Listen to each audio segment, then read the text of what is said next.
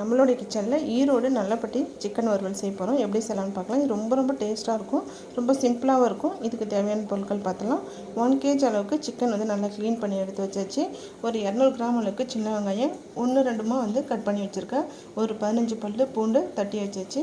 ஒரு 3 கொத்து கருவேப்பிலை, ஒரு 15 போல் வரமிளகாய், 2 தக்காளி. இதுக்கு ஒரு மசாலா ரெடி பண்ணணும், அதையும் இப்போ பார்த்துடலாம். சிக்கனுக்கு தேவையான மசாலா ரெடி பண்ணலாம். 1 ஸ்பூன் அளவுக்கு மல்லி எடுத்திருக்கேன். இதில் வந்து 1 ஸ்பூன் அளவுக்கு மிளகு, 1 ஸ்பூன் அளவுக்கு ஜீரகம், ஒரு 1/2 ஸ்பூன் அளவுக்கு சோம்பு. இதில் வந்து ஒரு 6-7 கிராம்பு, சின்ன துண்டு பட்டை, 3 ஏலக்காய் சேர்த்துருக்கேன். இப்போ இது நல்லா வாசம் வர அளவுக்கு வறுத்து எடுத்துக்கலாம்.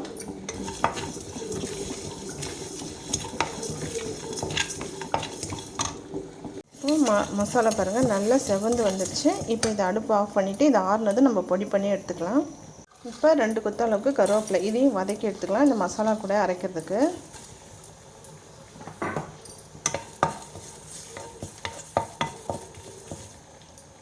கருவேப்பிலையும் நல்லா வந்து வறுந்து வந்துடுச்சு பாருங்கள். இப்போ இதை எடுத்து மசாலா கூட சேர்த்து இதை நல்லா பொடி பண்ணிக்கலாம். இப்போது இதை ஒரு ஜாரில் சேர்த்துட்டு நல்லா பொடியாக்கிக்கலாம். பாருங்க நல்லா பவுட்ரு பண்ணிட்டேன். இப்போ வந்து நம்ம வந்து அடுப்பில் சிக்கனை தாளித்து விட்டுடலாம். அடுப்பில் கடாய் வச்சுட்டேன். இப்போ சிக்கன்ன்றனால நல்லெண்ணெய் சேர்த்துக்கலாம். தேவைனாலும் நல்லெண்ணெய் சேர்த்துக்குங்க. எண்ணெய் காஞ்சதும் இதில் கடுகு சேர்த்துக்கலாம். நல்லா வெடிச்சிருச்சு. நம்ம எடுத்து வச்சுக்க காஞ்ச மிளகாய் சேர்த்துக்கலாம். இது கூடவே கருவேப்பிலையும் சேர்த்துக்கலாம். இடித்து வச்சுருக்க பூண்டு சேர்த்துக்கலாம்.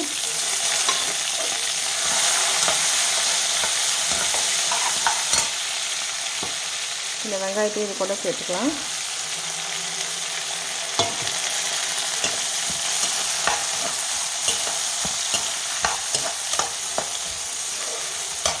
இந்த வெங்காயம் வந்து இந்த அளவுக்கு வதக்கினா போதும். இங்கே பாருங்கள் ஒரு கண்ணாடி பதம் இருக்குல்ல, இந்த அளவுக்கு வதக்கினா போதும். இப்போ இது கூடவே 2 ஸ்பூன் அளவுக்கு இஞ்சி பூண்டு பேஸ்ட்டு சேர்த்துக்கலாம்.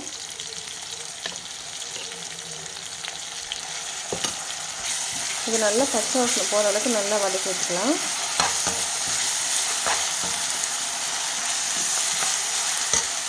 நல்ல மஞ்சள் தூள் சேர்த்துக்கிறேன். இதில்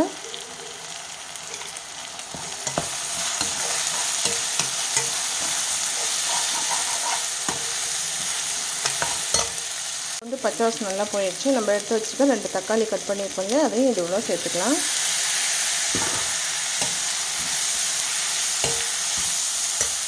சிக்கனுக்கு தேவையான கல் உப்பு சேர்த்துக்கிறேன். கல் உப்பு சேர்க்கும்போது டேஸ்ட் இன்னும் நல்லாயிருக்கும். அதேமாதிரி தக்காளி நல்லா குழஞ்சி வெந்து வந்துடும். இப்போ தக்காளி வந்து நல்லா குழஞ்சி வருது பாருங்கள். இப்போ இந்த ஸ்டேஜில் ஒரு 1/2 ஸ்பூன் அளவுக்கு வந்து தனி மிளகாய் தூள் சேர்க்குறேன். ஏன்னா நம்ம மிளகாயெல்லாம் வந்து இதை நீக்கிட்டு தான் சேர்த்துருக்கோம், அந்தளவுக்கு காரம் இருக்காது. அதனால் ஒரு 1/2 ஸ்பூன் அளவுக்கு நான் வந்து தனி மிளகாய் தூள் சேர்த்துக்கிறேன். இப்போ வந்து நம்ம க்ளீன் பண்ணி வச்சுக்க சிக்கனை இதோடு சேர்த்துக்கலாம்.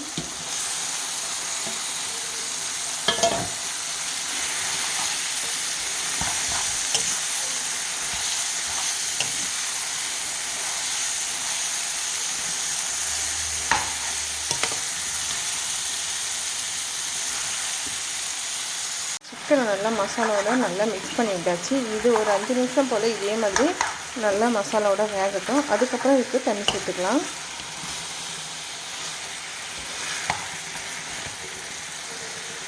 இப்போ ஒரு 5 நிமிஷம் போல் நம்ம அப்படியே க்ளோஸ் பண்ணி வச்சிடலாம். இப்போ நம்ம க்ளோஸ் பண்ணி வச்சு 5 நிமிஷம் போல் ஆயிடுச்சு. இப்போ நல்லா சிக்கனில் மேலே எண்ணெய்லாம் நல்லா பிரிஞ்சு வருது பாருங்கள். இந்த ஸ்டேஜில் நம்ம ஒரு 1/2 டம்ளர் போல் தண்ணி சேர்த்துக்கலாம். வந்து சேர்த்துடல 1/2 டம்ளர் தண்ணியே வந்து இந்த சிக்கன் வேகிறதுக்கு சரியாக இருக்கும். இதுவே போதும். ஒரு 10 நிமிஷம் போல் ஆகும் இது வேகிறதுக்கு. நம்ம சேர்த்த உப்பு காரம் எல்லாமே சரியாக இருக்குது. இப்போ வந்து நம்ம இதை க்ளோஸ் பண்ணி வச்சிடலாம். அடுப்பு வந்து மீடியமில் வச்சுக்கோங்க. இடையில கொஞ்சம் செக் பண்ணி பார்த்துக்குங்க. இப்போ நம்ம மூடி வச்சு 10 நிமிஷம் போல் ஆயிடுச்சு. இப்போ பார்க்கலாம். பாருங்கள் நம்ம சேர்த்த எண்ணெய்லாம் நல்லா பிரிஞ்சு வந்துடுச்சு. சிக்கன் நல்லா குக் ஆகிடுச்சு. இப்போது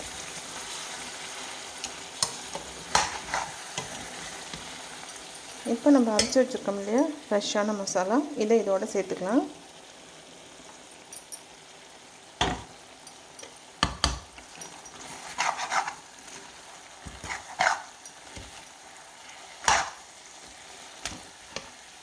இப்போ ஃப்ரெஷ்ஷான மசாலா நல்லா சேர்த்து மிக்ஸ் பண்ணியாச்சு. இப்போ நல்லா சிக்கனோடு நல்லா கலந்துடுச்சு. இன்னும் ஒரு 2 நிமிஷம் போல் அப்படியே மூடி விட்டுருங்க. அடுப்பு வந்து சிம்மில் வச்சுட்டு. இப்போ பாருங்கள், சூப்பராக நல்லாப்பட்டி சிக்கன் வறுவல் சூப்பராக ரெடி ஆகிடுச்சு. இப்போ அடுப்பு ஆஃப் பண்ணிக்கலாம்.